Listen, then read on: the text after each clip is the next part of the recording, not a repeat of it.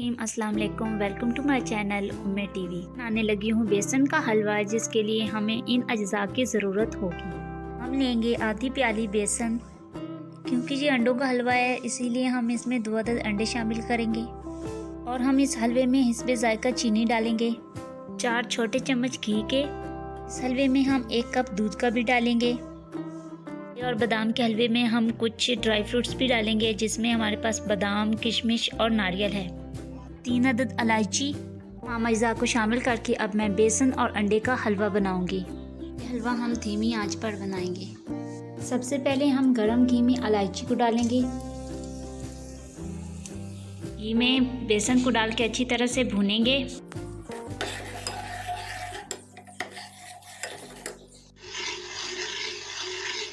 बेसन से भुनी खुशबू आने लगेगी तो हम इसमें अंडा और दूध डालेंगे।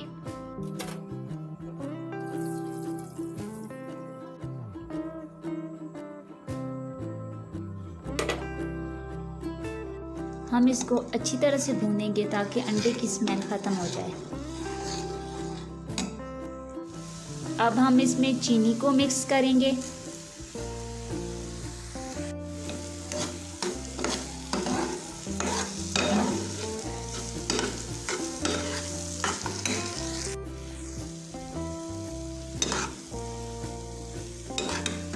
पाँच मिनट अच्छा सा भूनने के बाद अब हम इसमें ड्राई फ्रूट्स मिलाएंगे।